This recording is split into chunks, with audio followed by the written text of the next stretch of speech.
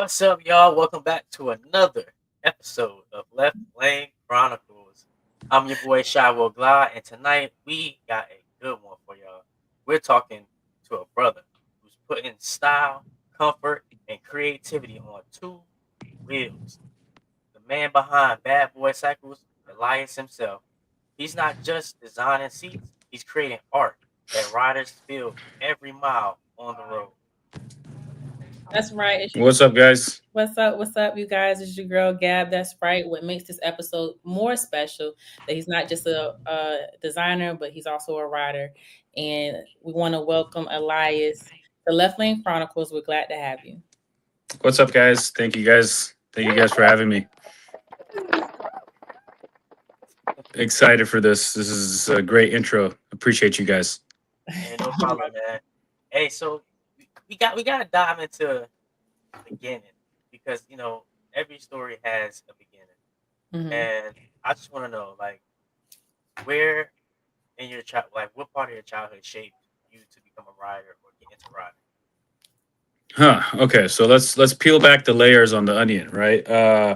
Ever since I could remember, my dad's had Harleys. So growing up, being around, when I was living here in LA, I've seen him have a heritage, and he was always around like love rides and doing the love ride, the big love ride, which also is happening next week too here in Castaic again.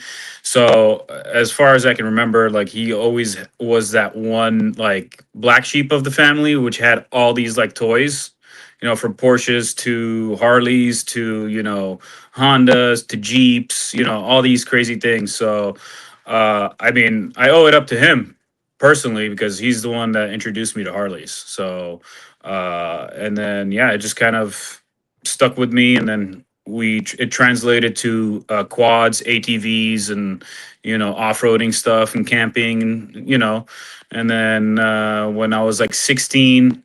I went for my rider's course Edge, which I highly recommend anybody trying to learn how to ride. That's the way to do it. Go to any Harley dealer or whatever if they offer that, and kind of just learn the basics, the mechanics, right? And then after that, my first bike, he got it, and I've been just riding ever since I was 17, 16, 16, 17, somewhere around there. So yeah, that's pretty much what got me into uh being a rider or into Harleys to general. So I owe it to my dad. Okay, so technically riding is in your blood at that point. Y- Yeah, pretty much. Yeah, I mean, I bleed it. Like Harley comes out, like motor oil comes out of my veins. So Isn't that motor? so I guess with having that inspiration of bikes around you, what kind of kid would you say you were growing up? Uh, what kind of kid? Uh, Interesting. Well, I had two kind of backgrounds, right? Growing up here, my first leg of being born here in LA. My parents got divorced, but for the right reasons, right? But most of my childhood, with upbringing, was in Beirut, Lebanon, right? So um, most of my upbringing obviously was in Lebanon. The culture is different. Every summer my dad would send me to, LA and spend time with my cousins and whatnot. But I was a, very chill kid, like I wasn't causing any trouble. I was a little fat, chubby kid, here and there. Loved food. That's great. But other than that, yeah, like, as far as I can remember, I was very chill, like nothing crazy, nothing ordinary. That's pretty much it. Did you always have that builder's mindset? Which mindset? That builder's mindset? Builder's mindset. Yeah. Mm, I'll be honest with you, I always had that mindset that I'm going to make it one day. I don't know what I was going to do, growing up, obviously being Lebanese, you got three categories, which is like a stereotype: doctor, engineer, and lawyer. Those are the three things in Lebanon. Like if you're not going going to school to become those three things, Hmm. you're like useless. But there's a lot of entrepreneurs that come from Beirut, which is great.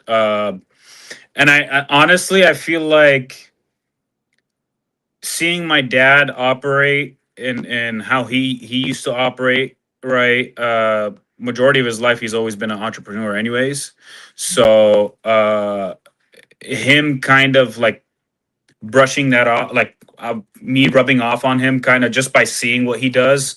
Like he's worn so many hats, from GSM in the 80s and Nissan. He was the youngest one in Nissan Glendale, right? Worked his way up. He used to clean tires and the showroom floors and stuff, right?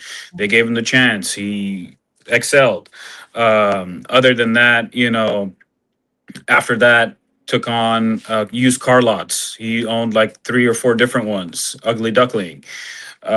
Giving you a little bit of him because obviously, if it weren't for him, there would be no me, right? So, uh, and then after that, he was big in real estate. He still does real estate, but he pretty much built his a foundation through ugly duckling, car sales, and then the big thing was real estate. At some point I think he sold 400 homes in 1 year, right? Before the 2008 crash. I think it was 2008 or 2006. Don't get me the line.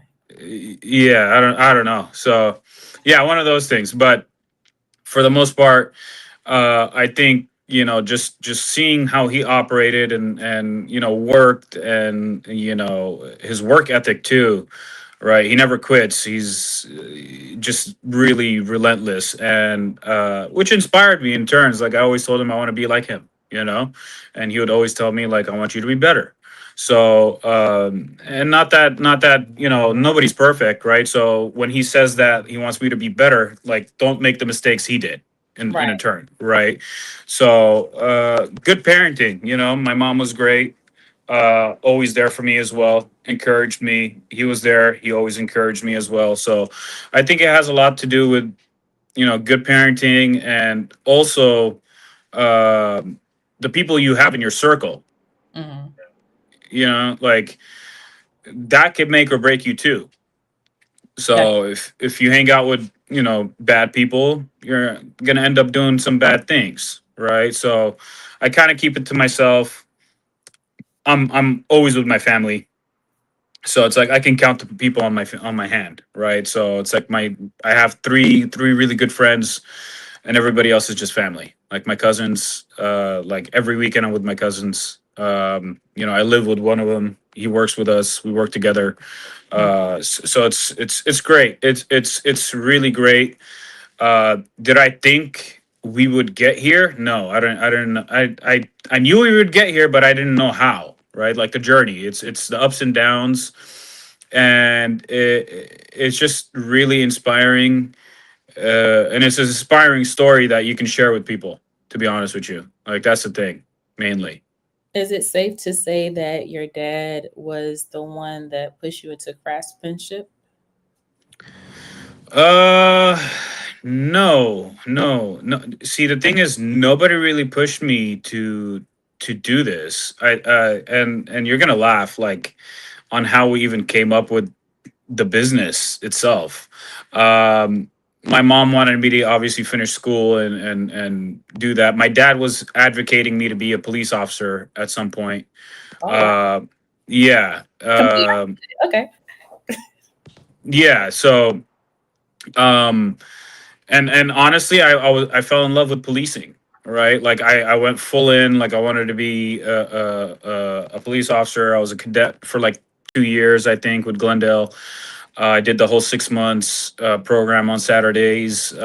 After that, I went to school for criminal justice courses. Like I went full into it. Like I'm a very big advocate for policing, and uh, that's what I wanted to do. But I guess life had different things in store.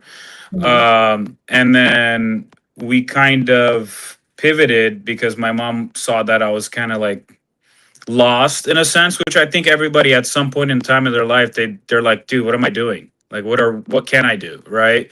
Mhm. So back in like 2015, we all like came together and like, all right, go back to school, go back to university, finish university, and like just get the paper. My mom wanted me to get a paper, like, Yeah. she's like, you better go back to school, and I'm like, all right, dude, I'll go back to school. So went back to school for 3 years. That was a even though I was like raised in Lebanon, going back to kind of it is a third world country, right? But going back to that was kind of hard to you know uh, uh, get into things again, right? Like the culture shock, the culture change.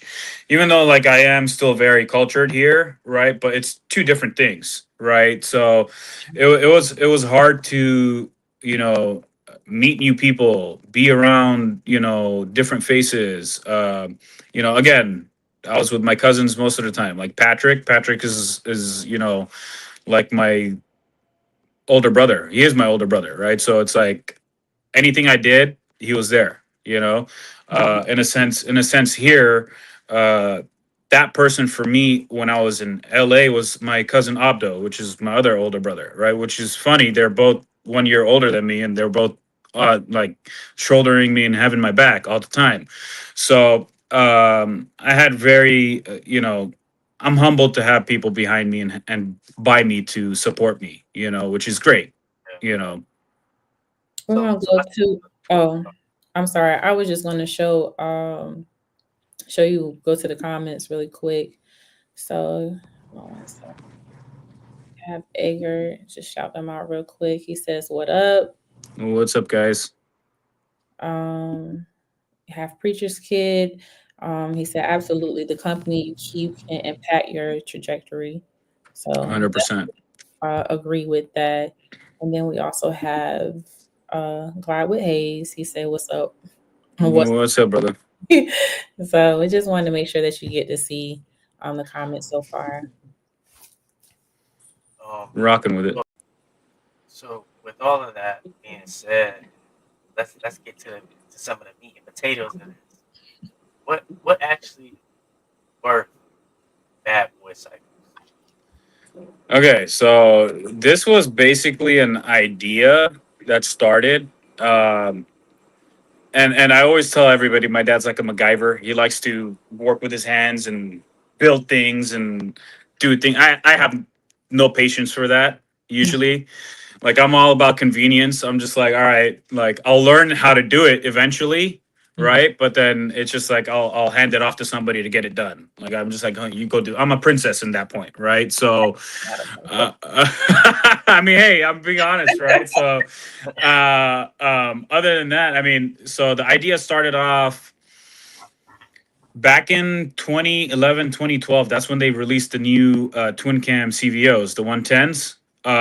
And they offered the low profile CVO seats, right? So at that point, he was still doing real estate, and he was like, you know what, I'm gonna blueprint something for this. They sell us a $40,000 bike, and there's no backrest for these seats. And I'll be honest with you, that was probably one of the best seats Harley made as a stock OEM option, but there was no backrest for it. So you know, he started working on it and slowly doing it, and then blueprinted everything, testing here and there, and all this happened in the back of our garage, like Jeff Bezos kind of thing, right? So we started this thing in our garage.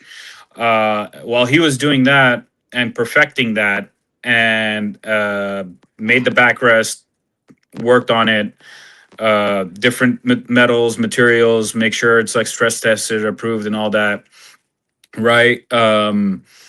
And then it took off, and he was doing it like he was selling, a couple things here and there, like 20 units a month, 15 units a month. All his friends were laughing at him, like, oh, you're doing real estate now. You're selling parts. Like, what are you doing? And he's like, Yeah. all right, great, cool. Like, watch, right? So, you always have people that are always going to doubt you, and I like to tell everybody, you have to have this kind of delusion to your goal. Like you got to be delusional at some point, and people are gonna be like, "Oh, this guy's delusional," you know. But I think you allowing yourself to be delusional, but only seeing and sticking to your goal and sticking to your words, I think you'll end up seeing that result later down the line. Mhm. And he stuck with it. And then at that time, I was like, I had enough of being in Lebanon. I was like, you know what, I'm gonna come back. I'm gonna come back and just kind of see what I'm gonna do after I finished. And I saw the platform. I love writing. You know, I was itching, to ride when I was there, and you can't pay me enough to go ride in Lebanon because there's no lanes really. So so I was just like, it's that itch, and you get there and you come back and you see the product, you see people talking about you on Facebook and stuff, and you're like, all right. So I looked at him, I was like, just give it to me, let me see what I can do. Obviously I went to school to for general business, right? So they teach you a little bit of every kind of sector, and I was like, all right, let me see what I can do with it. And slowly started building it, and I think in 2016, built a lot of relationships with Harley dealers because apparently everybody was, where can I get a backrest for the seat? And they, like I said earlier, the CVO seat was a very, very, very hot seat, and it was a really comfortable seat. So everybody was buying that seat, but there's no backrest. That's where we came in, and we just kind of like, provided a fix essentially, Yeah. and it took off. And you got to step back sometimes while you're in it. You got to step back and look outside in and see the things that you can kind of like fix, add, or kind of like foresee what the future is going to bring, and you can put and plan things. And in 2016, I was like, you know what? Like, I think we should move into seats, knowing there's so many great companies out there, right? That's already been established and have been, in the game for so long. It was an uphill battle, but you don't give up. You don't just be like, oh, okay, great.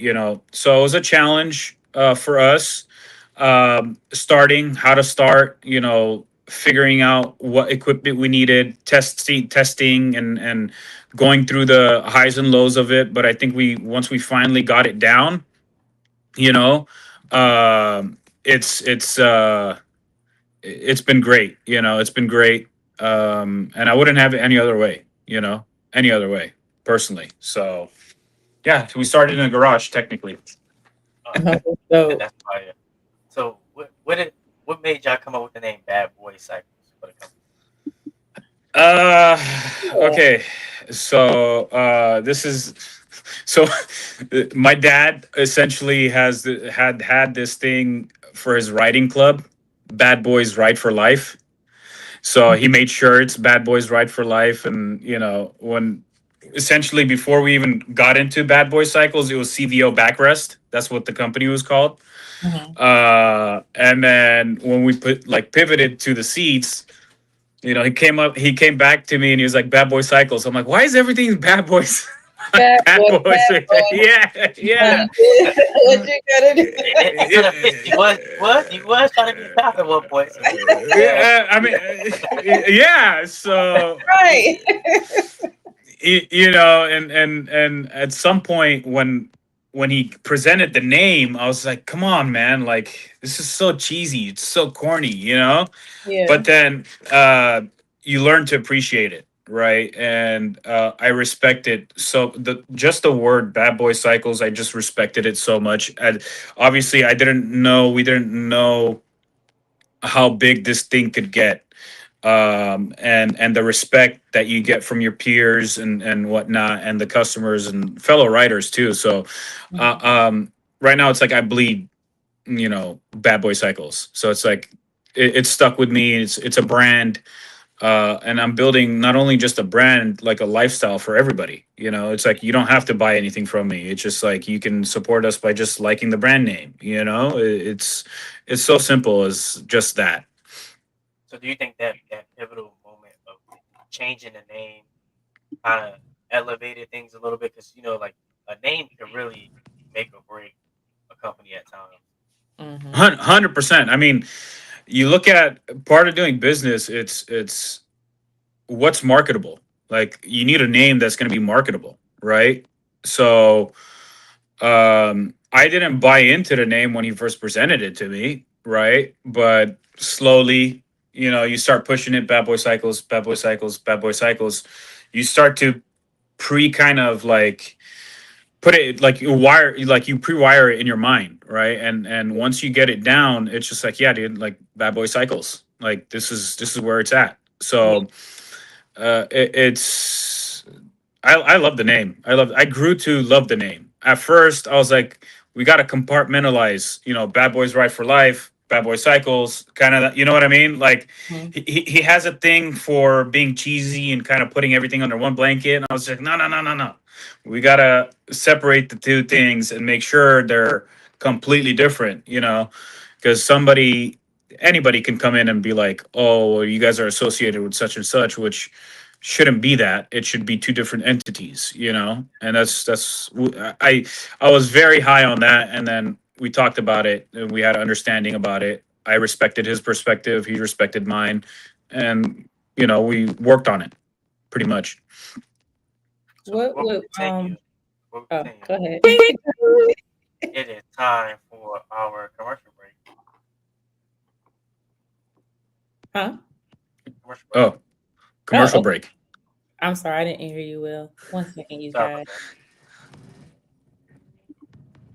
that. Was brought to you by Eagle Lights, lighting the way for riders who demand clarity and style, and by Bad Boy Cycles, redefining comfort one custom seat at a time. Proud partners in the passion for the open road. This is your boy, Shawil Glide, and remember, keep them twos down, you heard?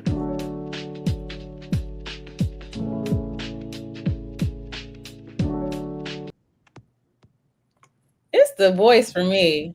Yeah, Sorry, wrong it was I was jamming with the beat. The beat Yeah, was I great. think you was like, Oh, yeah, I was getting into it. Yeah, it was good.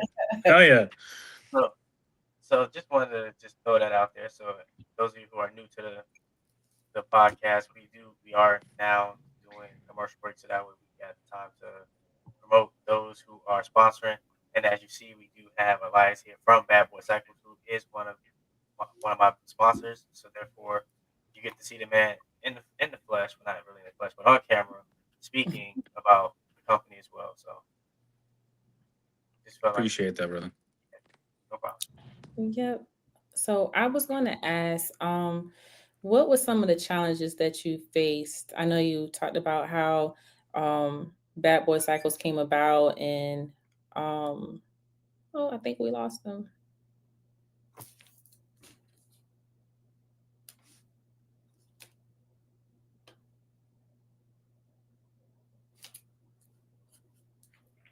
Did we? I think he's having some connectivity. There you go. All right, somebody called me. That's why. Yeah, Oh, I, okay. I I forgot to not put do not disturb. My bad, guys.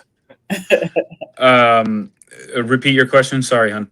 Oh, no problem. I was going to ask, tell us about some of the challenges that you faced with your business. I know you was telling us how Bad Boy Cycles came about, and how you had to, how the brand and the name and everything grew about. But now that you have got to a point where you're well known, like what were some of the challenges that you faced to get to where you are now? Oof. It's a heavy question. Where can we start? I think the challenge was being able to relate to your fellow writer. That's one, right? Because there's so many things, so many variables that can kind of like guide you into the right seat or right, kind of backrest or whatever, right? It was mainly for me, how can I fully immerse myself into the culture of Harley, right? And stick around and kind of be a sponge for and learn from people in the industry, right? But it's so hard because I don't feel like there is that help that can somebody can from business to business can give you ideas, right? Or just kind of like be encouraging, right? Mhm. um Now I see a little bit more, you know here in where we're at now. But before, it was just kind of like clawing and scratching for every inch, like being on a football field, right? Every inch matters, right? So it's like every day was just getting up and being consistent throughout anything you do in your life, right? You guys know, like you got to Yeah. be consistent. And I think the other thing is everybody buying in to what we're trying to do here, and which was a little bit challenging because my dad has a certain way of working. He likes to do things on the fly and stuff. I'm more like like I don't want to say professional. We're both professionals. uh he has an unorthodox, that's a proper way to say it, right? He has a unorthodox of way of doing things. I'm very more by the book, right? So you combined essentially street smarts with book smart, right? And you put those two things together, which makes the team better, Yeah. right? You got two different perspectives, and then you add a person like Patrick, for example, that really takes you to the next level, because you need somebody that's going to be savvy with your finances, be able to look at the risks and break down everything. You know what I mean? Yeah. And Abdo and Patrick have been very essential, to the business.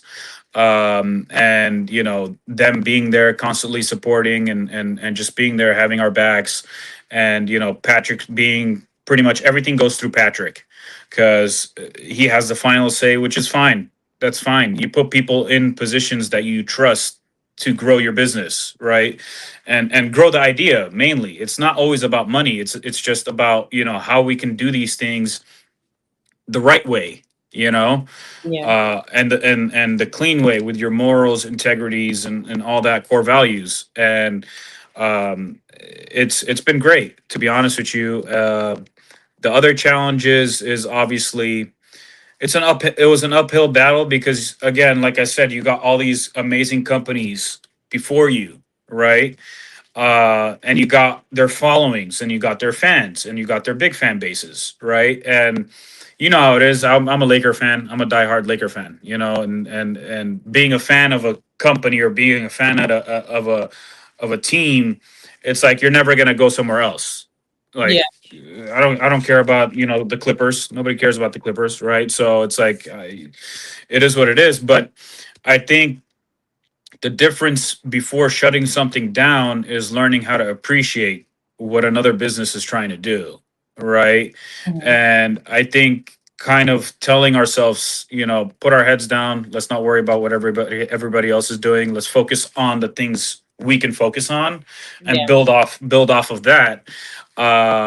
I think that's what really stuck with us. And we're super humble. Like, I can pick up a phone. Like, I had 4 different phone calls today, which lasted over an hour and a half, just Mhm. going over the basics of different seats, different dimensions, different this, different that, the variables, heat, cold weather, rain, all that. All these things can affect us as riders, and we ultimately think that one part is going to fix everything on the bike, Mhm.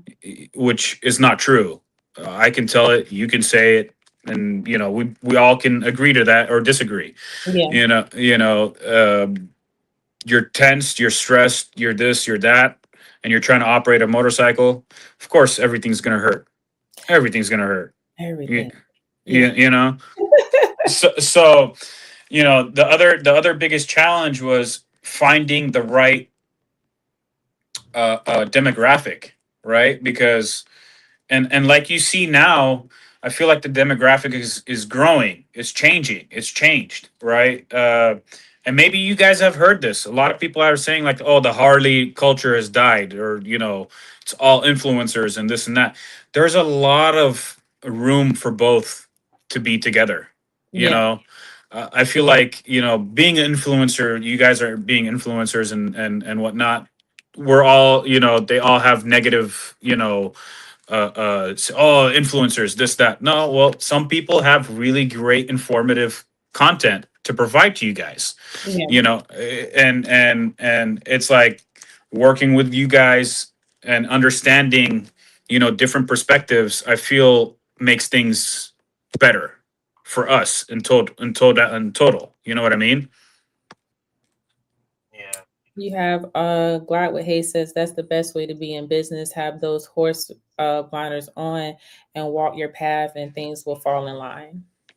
Yeah, I that part I agree with because, and I also again like everything that I'm about to say or we're gonna talk about is always gonna be reflecting of the people in my corner, right?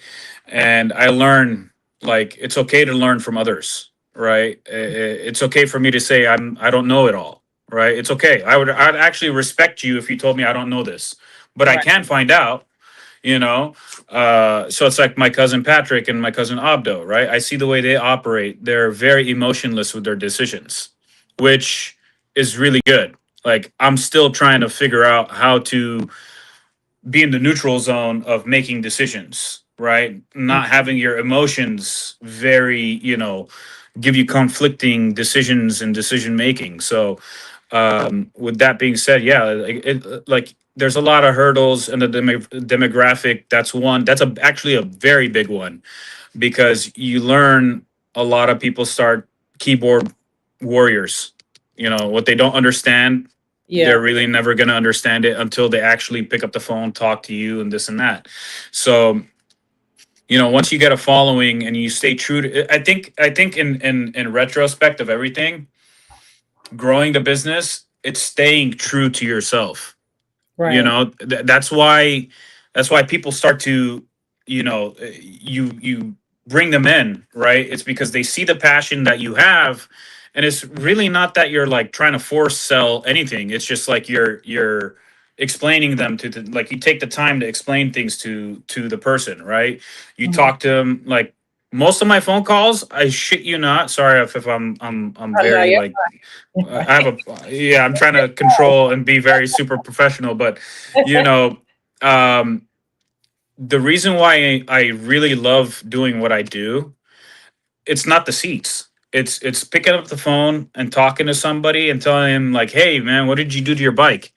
And then you can have like an hour and a half conversation with some random dude you don't know, you know, sit there and talk to you about, your exhaust, your motor, your this. So it's learning what the person did and really understanding it and growing your knowledge. Basically that's what I'm doing. Like I want to learn about your bike. I want to learn about you. I want to learn about the other things that you like to do, the patterns you ride, the things that you do, like the style of riding that you do too. That makes us better, right? As an individual and as a company, because it's seating is this. I'm gonna just like drift off too. So seating is a very subjective category too. There's so many, like I said, so many great companies out there, and it's just, to me, is how can I perfect my craft. That's Right. that's how it is, right? It's like you learn, and being a fan of Kobe and seeing all these great sports guys and role models and this and that. You see how they operate day in and day out, and you're like, all right, great. If they can do it, like I said, if my cousins can do it, I can do it. And just figuring out your own path. Right. I think it So kind of goes back to what you were saying about having like the right people around you. It sounds like you're driven, but you also have other perspectives to look at because I mean, y'all could be looking at the same thing, but have different point of views, and it doesn't mean necessarily that either one is wrong. It's just you're looking at it from a different angle. So I think that that's really good. Especially you said something about having making decisions. You have certain people in your corner that's strong at making decisions without emotions, and you're still working on that, but you have somebody to help you in that area. So I think Oh that's yeah. Oh yeah. Oh yeah. I think that's very if you don't have that or have at least one person in your corner that you can kind of like be a sponge to and learn in a good way, and perspectives and opinions. I think people should respect opinions and agree to disagree in a healthy fashion too, right? So it's like what makes us as human beings better. The the fact that I can be on this podcast with you guys. You can ask me questions. We can talk about just about anything and have different perspectives and opinions. yeah, That's what I feel like is right now the world is missing. They just want to respond instead of like listening and actually absorbing the information and then actually responding to it properly. They just want to reply right away. You know, like I can share one instance with you. I dynoed my bike, for example, right? I did a big bore kit and then 135, this and that, got my dyno numbers. Everybody on Facebook was like, every time they do, whatever performance work or they buy something, they put it online, they start, going back and forth, lies, this and that. And then I got this attention from this one dude. Um, he's 54-year-old man, started calling me, clown and this and that. Those are false numbers, blah, blah, blah. I was like, look, man, like I'm not in the business of selling or making, 134 kits or whatever the hell this shit is, right? But I know cams and stuff. If you want to educate me, pick up the phone and call me. Don't bash me and slander me just because I'm just a normal person excited about, a dyno sheet, yeah, right? I gave him my number on Facebook. I swear to God, the guy called me. The guy called me. I was like, "Oh shit! Look at this guy. This guy actually called me." And he was attacking me right off the bat. And I was like, "Dude, look, listen. Like, you're, you're 50. You're 54. I'm 32. I'm still respecting you. I'm respecting your passion. It's great.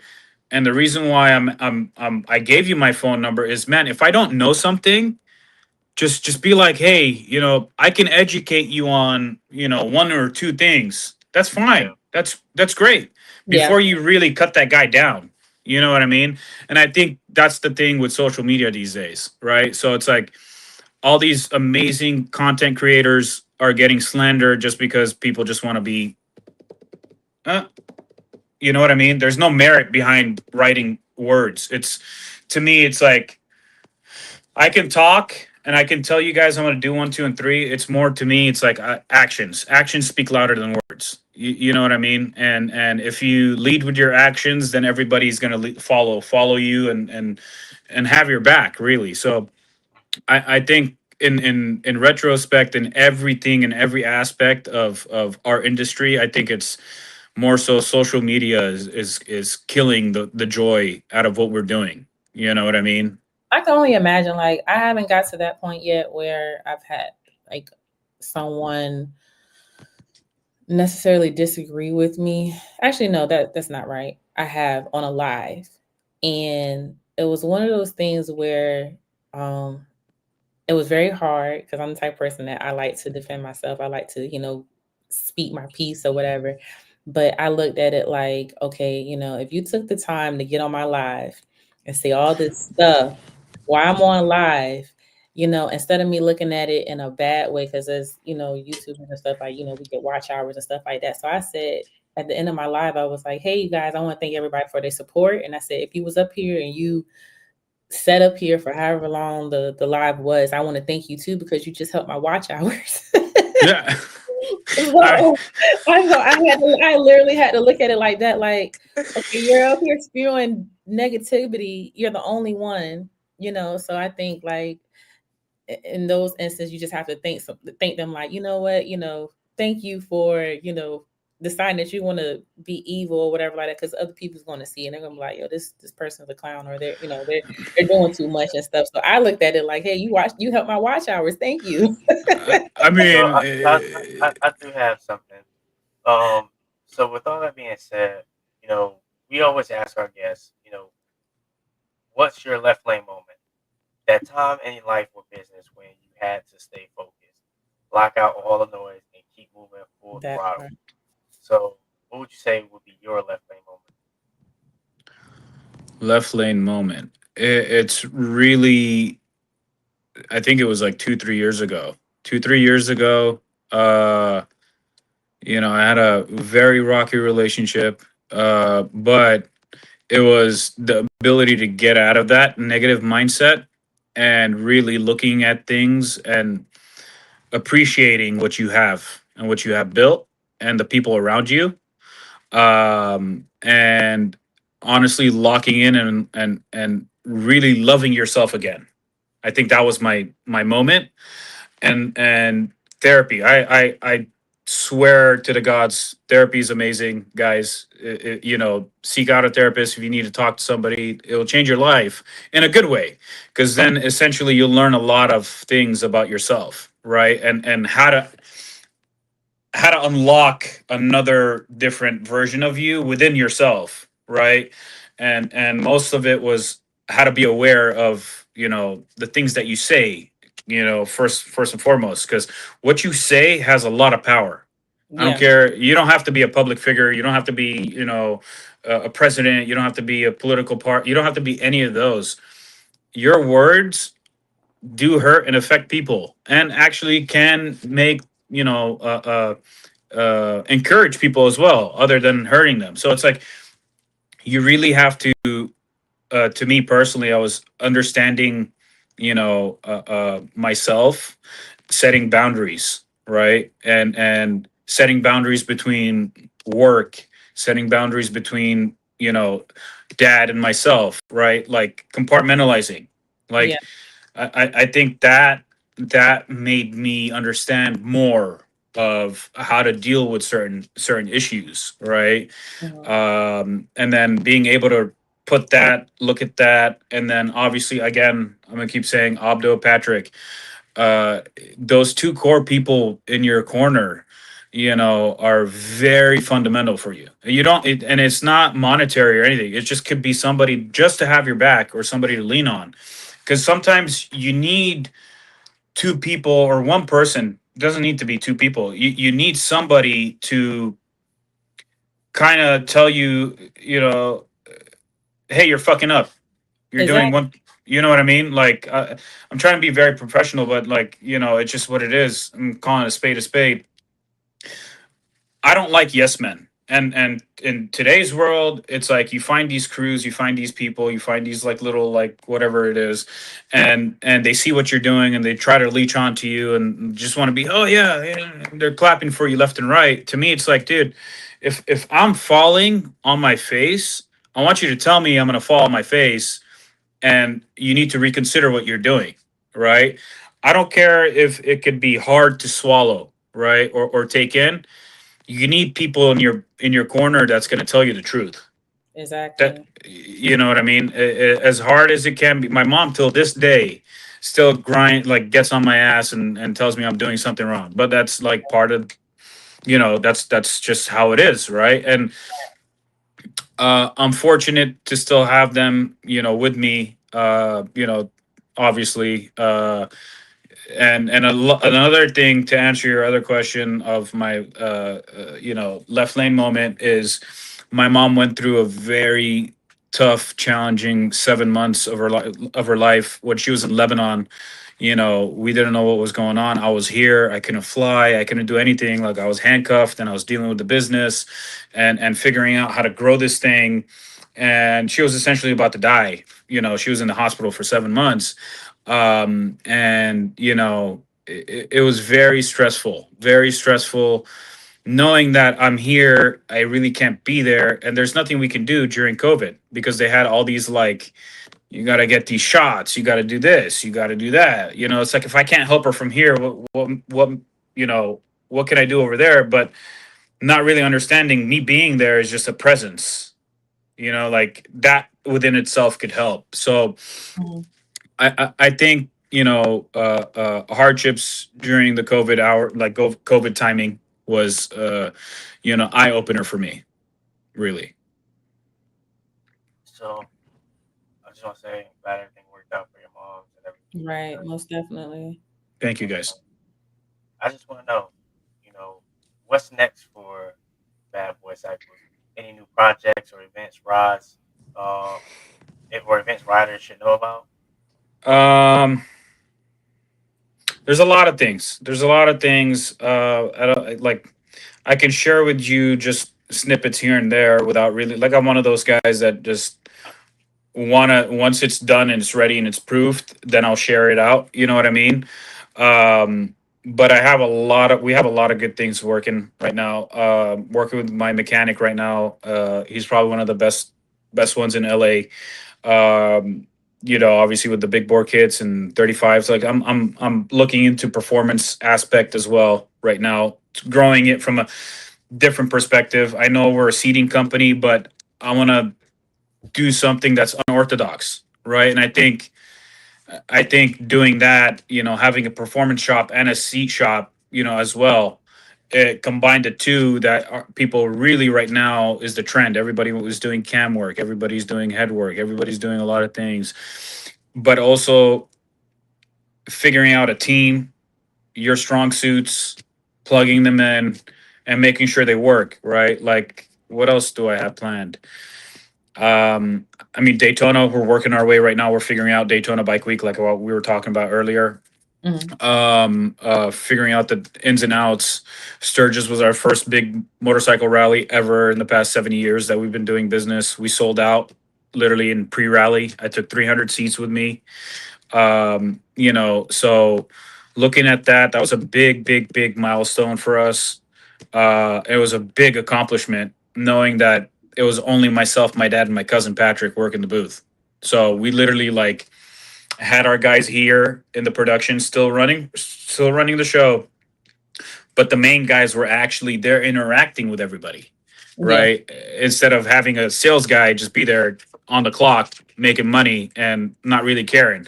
Not, I'm not saying that's what happens, but people and it sucks. I'm gonna say it. It takes people to sell people. No matter what you do, it's cut the pizza and serve the pizza. It's still pizza, right? So um, people like to hear from the owner. People like to hear from the people behind the product, the client. and you know what I mean. And I feel like that's what makes people comfortable, right? And I'm not trying to make people comfortable so I can just be like, "Ha, I got you." No, it's a genuine like connection. You build connections through people, and I feel like within this you know blanket that we're under, which is Harley and the adventures and stuff like that, you meet so many great people, you meet so many stories, you hear so many great stories too, and it's refreshing. So we're planning, like I said, Daytona. That's a big one for us. What else are we planning? The motor work stuff. I'm also going through the full on Harley lineup right now to offer seats for everybody. The older bikes, the newer bikes, the smaller bikes. You know what I mean? For the most part, we've always been baggers, just because baggers have been like the go to bike. Yeah, Um, and growing into our new facility, which we outgrew in less than 4 months this year, which was another milestone. Like, we did a lot of good things in just our first year this year. yeah, Okay. Um, you know, Being able to offer, seats for lowriders, street bobs. I'm working on our Dyna platform right now because those things, you want to stay ahead of the curve. You want to see things, you want to offer options for people. It's always about offering options. As a consumer myself, I like to have options. You know what yeah. I mean? It's just, not everybody likes ketchup. They like mustard. But, if I was to only offer ketchup, you'd lose out on the mustard people. Just, it's a stupid analogy, but like, you know what I mean, We right? get it. So, But so, um, so where can folks find your work or get connected with your brand? say that again, brother. Where can folks find your work or get connected with your brand? Where they can find my work. I'm very active on social media, meaning Instagram. right? You'll see a lot of buzz on like the Road Glide Nation forums on Facebook.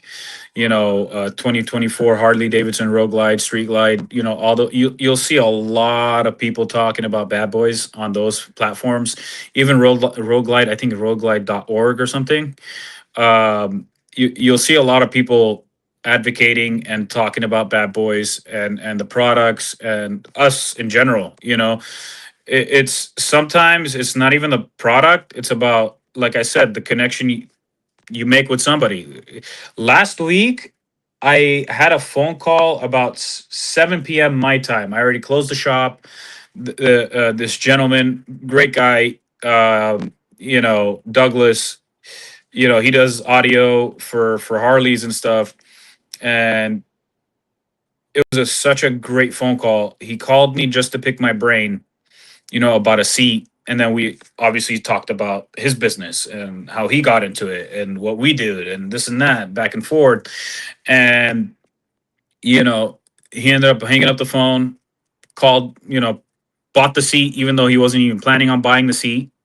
And then went on Facebook and just left a, great like review. Like, dude, it was 7 p.m. I wasn't even bothering about buying a seat, but, you know, he took the time to like talk to me, and we went over a bunch of different things and scenarios. And I think it's just, again, word of mouth is very powerful. Word of mouth. It's mainly word of mouth. If you have a great product, and your customer service is just even better than the product itself, then I think there's a lot of merit to that. Right.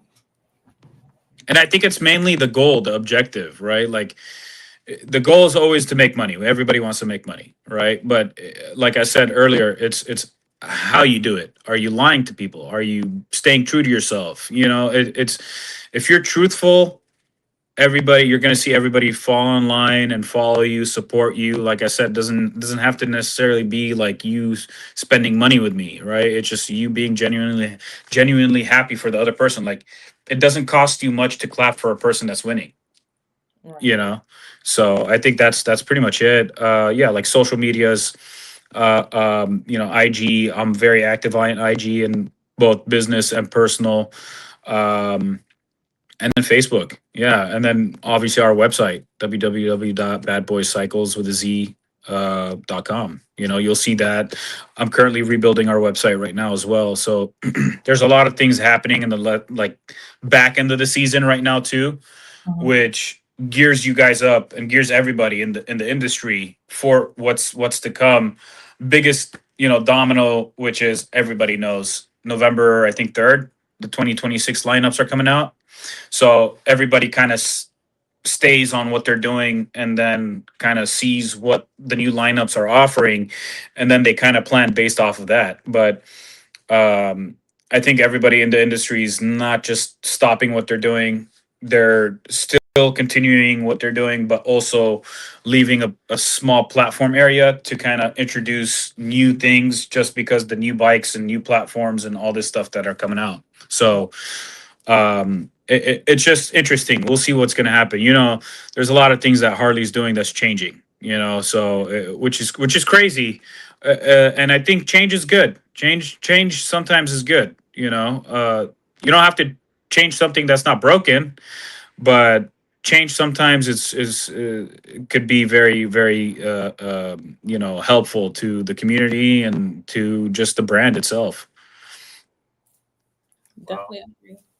I just want to say, Elias, much love to you for coming through and sharing your story, what you're doing for the community, that blend of comfort, quality, and real rider passion. That's what this lifestyle is all about. Like, for real. Thank you, brother. Thank you. I mean, and let's, I don't know how much time we got, but I could leave it with this. It's seating is very subjective. It's such a hard category to nail. I think we brushed up on it a little bit, but not necessarily I could look like you, same shape, same size, same everything. The same seat's gonna work, right? As a business owner, you also have to be okay with your seat not being for everybody, right? And I think that's what makes us very human, right? And You just have to make sure and go over it and take the time. It's okay. Take time. Be present. Be in the moment with somebody. You know what I mean? I think that's what different. It doesn't matter. It doesn't have to be business wise. It's just being in the moment with the person, right? Being able to listen without replying fast, absorbing the information. You know, giving your input. You know, sometimes people don't like unsolicited advice, but if it's coming from a sound person that you can learn from, I'm all about learning. You know, I'm not perfect. Perfect's just for God Himself. You know what I mean? That's what I believe in. But I think you surround yourself with good people, good-hearted people, same objectives, growing together, and kind of building like a little family outside of your family. I think that's what it really is for me personally. You know, and then a little bit more on the seating stuff. It's just like really take the time and do your research, guys. You know, call us, call anybody in the industry. Try to pick their brain on what the perfect seat is. Don't just go and just click and buy. Right? Do the due diligence. Call anybody. Like call your friends. Call this. Try them out. You know what I mean? And really figure it out if that's what the route you want to go. Same thing with the motor. Same thing with exhaust. My taste is different than Will's and yours, per se, for example, right? Like, when the T-bars were out, right, in 20, I think I really caught onto it like in 2017. I started to notice like the T-bars and everybody started doing the T-bars and this. I'm like, dude, what is this, BMX? Ew. That was me being judgmental, right? Now I completely pivoted. Now I'm using T bars because they're actually comfortable, you know? So it's like, really don't knock it till you try it kind of thing. And that's just like the motto that I have for everything right now. It's like, don't try it, don't knock it till you try it. Be open, be open to criticism, be open to who said, I think it was John Jones. He's like, be embrace the bad, embrace the good. Be the guy that wants to embrace the pain and all the critique, all like bad or good, embrace it. I think it's once you embrace the whole thing, it makes you a different person. Like, I don't want to say different, but you unlock a different version of you, right? And I think that's the thing. Being in this industry, there's going to be a lot of hate. There's gonna be a lot of hate, a lot of people that are saying, "Oh, this, that, copying, blah, blah, blah." That's fine. That saying. I think there's for every new level, there's a new devil. So if you're not doing something, right, people are not gonna talk. If you're doing something right and people are hating, that means you're doing something right. So it's one of those things where I hang my hat on. I'm very proud of the things that we've accomplished and the things that we will accomplish and achieve throughout the years. And I'm very proud, and I'm to have met both of you guys. And like I said, this is a community. It's great to see people and meet people, and you guys are. Shit, I think you're in. I don't know where, but different parts of the states, and we're all here through technology, and we're getting to know each other, right? And it's a platform. You guys essentially did a great thing by making a platform for everybody to introduce themselves, talk about life, you know, all the things, which is great, and I appreciate that. Well, we Thank you for appreciate it coming as well. on. Yeah. Yeah, we're coming. So We're coming up to our time. Gab, do you have anything before we head up out of here? Yeah, I just want to thank you for coming on the show and sharing your story and just pretty much your background and your business and everything. I will let y'all know that I just posted this before the show. Gab has merch. Y'all see it? Keep it G. I told y'all that I was going to be working on this for a while, and I finally got something out. So y'all check it out. If y'all haven't already, make sure you follow me on the socials. Just Gab JUST 757, and on YouTube. That's all I got. awesome. Definitely. I think I do follow you guys. I'll follow you guys on YouTube as well. But yeah, by the way, question before we get off. My Instagram business profile is acting so weird. I can't follow anybody. It's telling me you followed so many people, but I don't have that many people that I follow. I don't know why. I I can't tell you on that one. I man, I man, don't I have got. any problems yet. It's so crazy. It's so crazy. I'm just like, I'm sorry, I can't follow you. You know, they're like, why? I'm like, dude, this is what's going on. So it's like, if anybody that's following us on our business platform, I do apologize. Instagram is doing weird stuff lately, so I don't know, but I appreciate everybody that's following, and supporting us. Stay tuned. There's a lot of things coming, and we're about to make some noise. Yes. And to everyone watching, make sure you like, subscribe, and share this episode. Share all the episodes, and make sure you like every episode. That would be a great help to myself and Gab and the whole entire Left Lane crew. Stay safe, stay focused, and remember, every mile is a memory. This your All boy right. Shawil Glide. And remember, keep them twos down. Down. Y'all have a good night. All right, guys. Have a blessed one. Thank you, guys.